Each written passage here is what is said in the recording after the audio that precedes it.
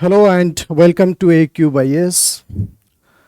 Here we will study about the Gandhian phase, that is entry of Gandhi in Indian politics. Entry of Gandhi in Indian politics.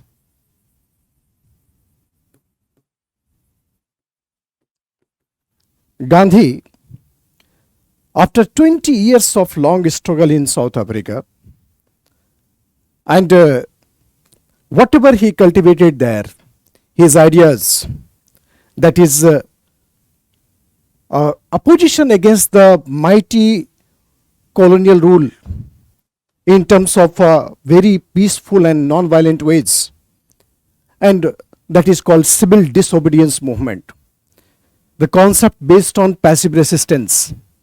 So many things that he cultivated in South Africa, the system which was totally stateless, and organizing the protest against the stateless system, and thereby sustaining the movement for the long time. That was definitely a very, very tough and learning phase of Gandhi in South Africa. Gandhi was having the inbuilt character of leadership. His firmness, his uncompromising attitude, and capability to understand psychology of people, it was a type of characteristics that Gandhi possessed. It was inbuilt character of the leadership. So Gandhi very soon became a person of international fame while he was working in South Africa. His organized character of working was also admired, and it was so inspiring to Indian national movement that in 1908 a special session was organized. A special comment was organized for the Gandhi's contribution, and that contribution in the form of acknowledgement that was discussed in the session of Indian National Congress. Gopal Krishna Gokhale especially praised Gandhi and his activities in South Africa. So this is the admiration of the Gandhian work in South Africa.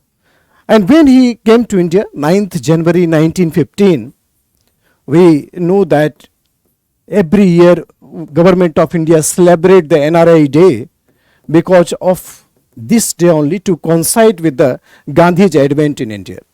So when he came to India, 9th January 1915,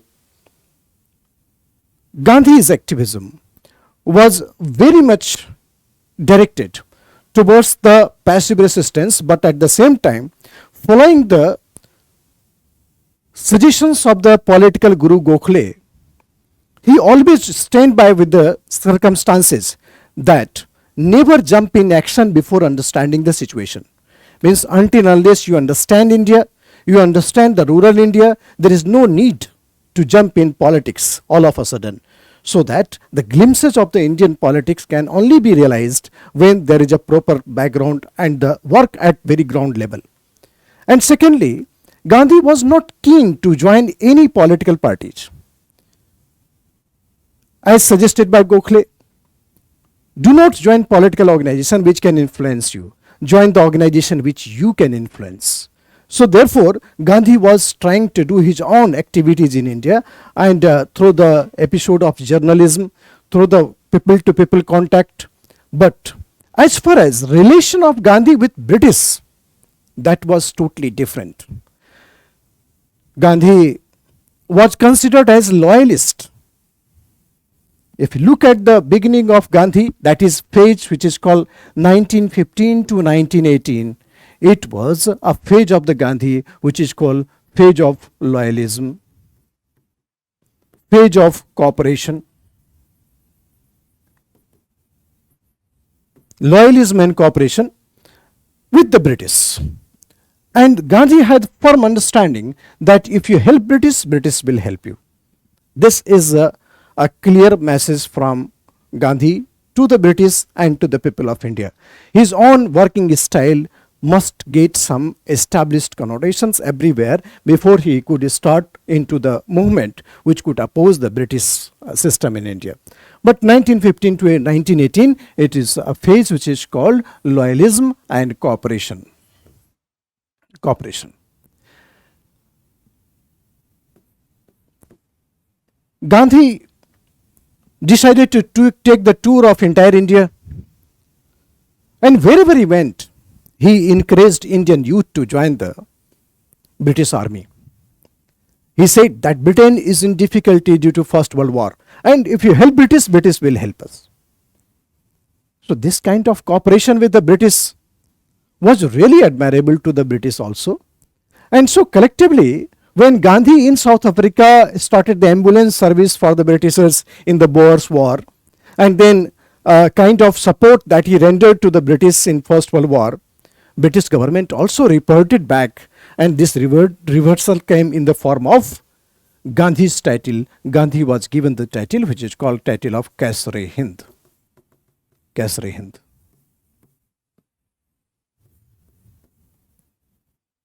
Right? So Gandhi and British was working in very close coordination.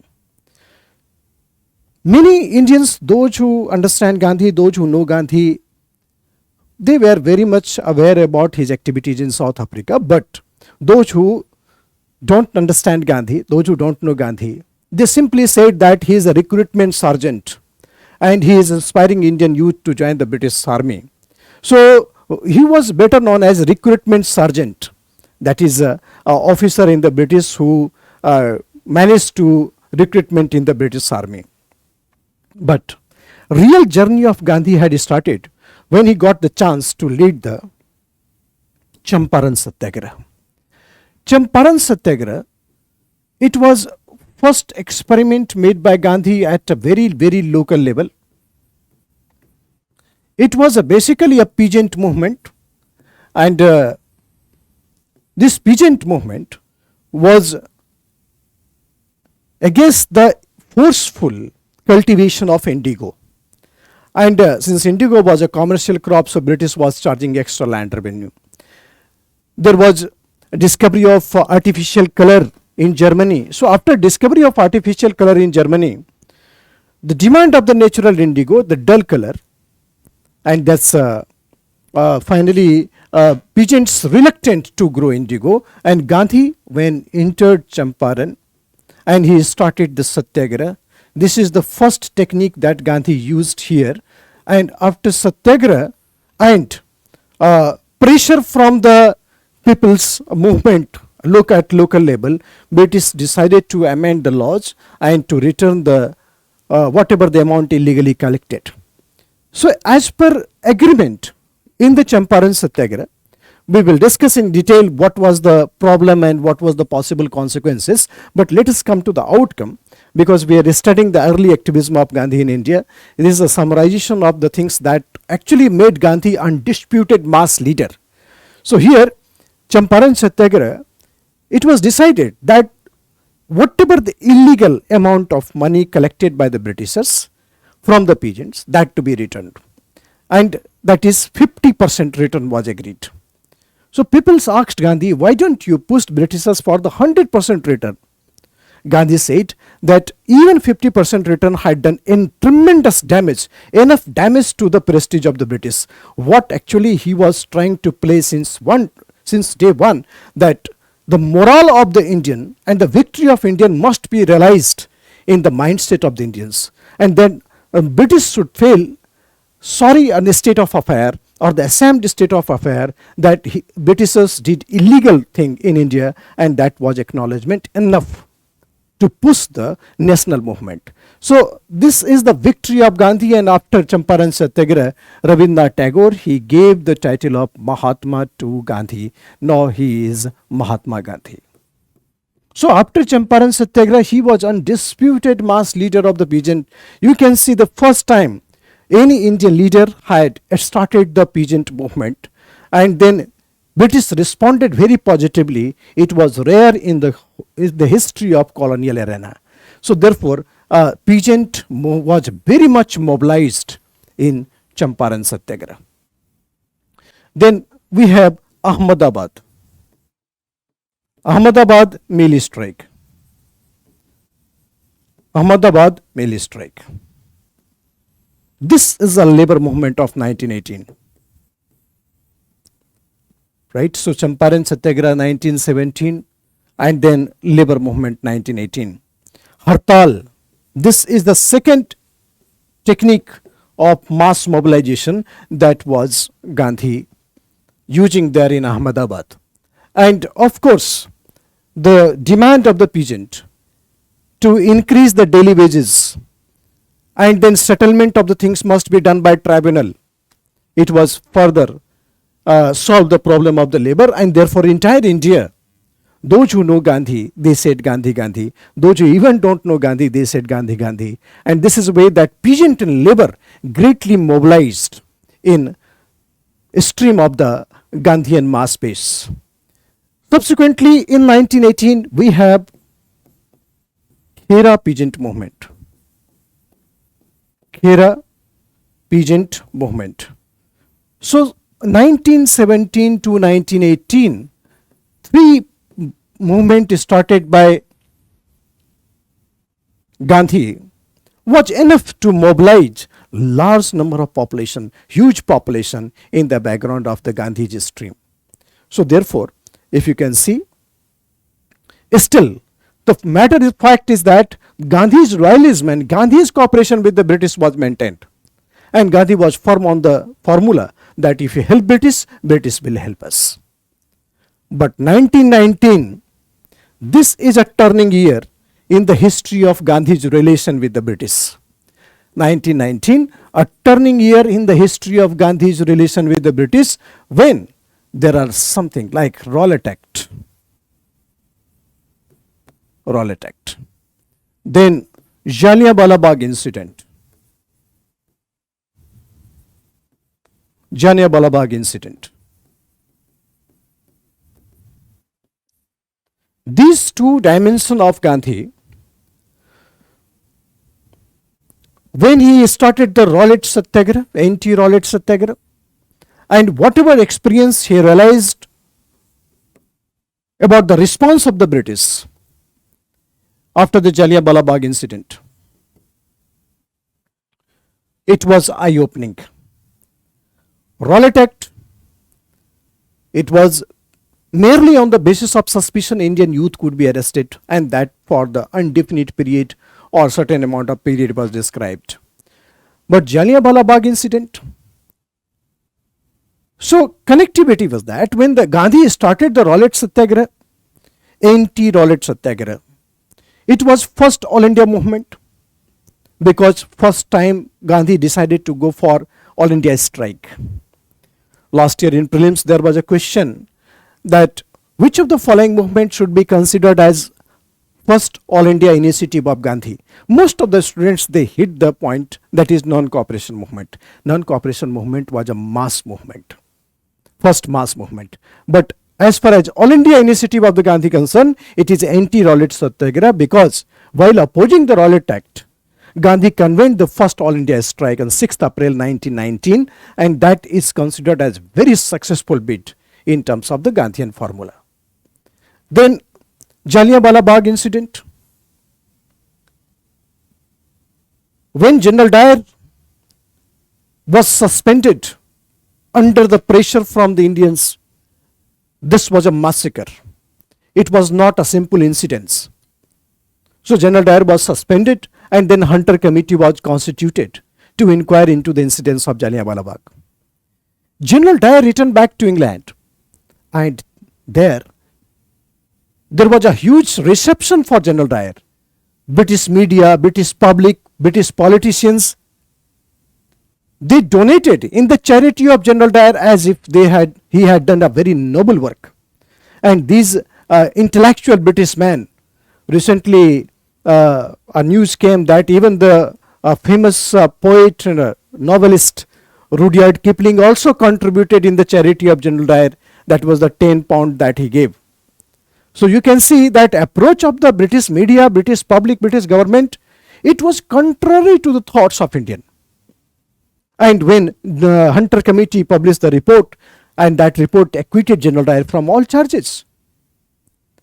So here, the attitude of the British towards this massacre, it was totally shocking to many intellectuals of India, and of course Gandhi. And then Gandhi made the historic remark that it is not British government India is bad, but whole British system is bad. And cooperation in any form with this satanic government is sin. So this formula you can see how a loyalist turn into opponent, how cooperator turn into non-cooperator. This is called emotional dissociation of Gandhi with the British. This is the same Gandhi who said, if we help British, British will help us. And here what is saying that cooperation in any form with this satanic government is sin. So therefore, this transition, the year that is called 1919, it was actually a turning year in the history of Gandhi's relation with the British. And at the same time, it shaped the new dimension of the nationalist consciousness. There is a famous quote that Gandhi transformed imperialist India. Imperialist India, you understand, under quote, imperialist India. What is this imperialist India?